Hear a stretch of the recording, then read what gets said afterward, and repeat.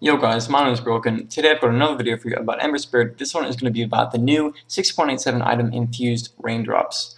Now, just to briefly mention, none of the other items in the update, such as Bloodthorn, Hurricane Pike, Echo Saber, they're not really any good on Ember Spirit, so we can pretty much just ignore them. A few of the other items are good, such as Blightstone and Windlace for obvious reasons.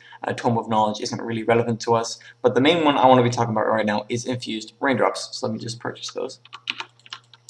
Now the reason I want to talk about Infused Raindrops is because of its weird interaction with Ember Spirit's Flame Guard. Now when this item was first introduced, I obviously thought about how it would be on Ember Spirit, and to me the logical assumption was that it wouldn't be very good, because when you take magic damage with Flame Guard on, you obviously absorb it, right? So you don't take any damage, and therefore it doesn't trigger the raindrop, since you don't take that 50 magic damage required to trigger a raindrop. However, it turns out this is not the case, and actually how it works is the raindrop takes priority. So when you take magic damage with your Flame Guard on, but also with a raindrop in your inventory, the raindrop will be triggered first, absorbing as much magic damage as it can, and your shield will not take any of that magic damage. And what this means is you're able to keep your shield up longer against a whole lot of magical damage nukes. Now, in what situations can this be really, really useful?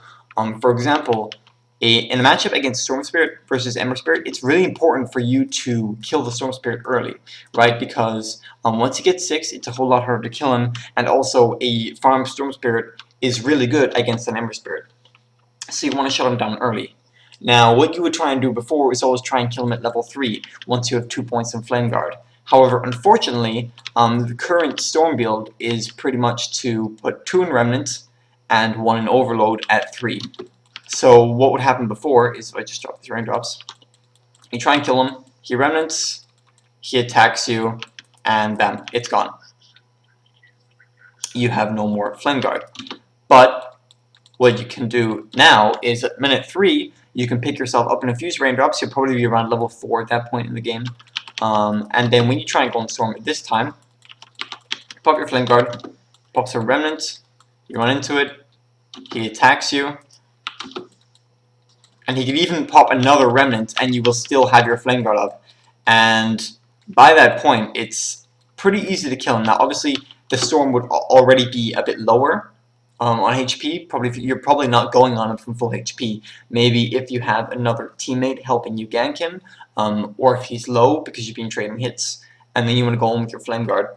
But it's very important that you're able to keep your Flame Guard up, and with the new Infused Raindrops, that'll enable you to do so.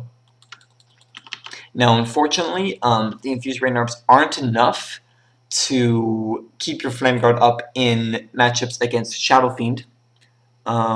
His raises still do enough damage to break the Flame Guard, even with the Infused Raindrops. Zeus, I'm not sure. I have to test it, but I don't think the Infused Raindrops would be enough, especially once he gets level 6. The Infused Raindrops definitely would not be enough to keep your Flame Guard up. However, they would mitigate pretty much all of the magic damage that he would output during that time. So that is something to consider.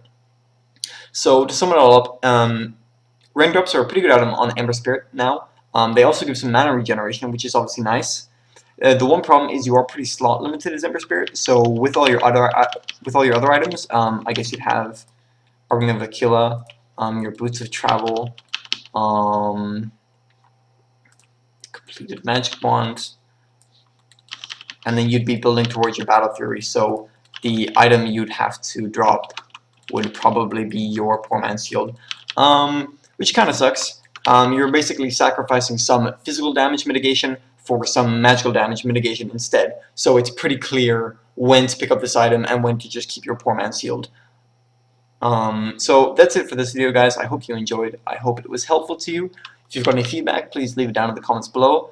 And I hope to see you guys in the next video.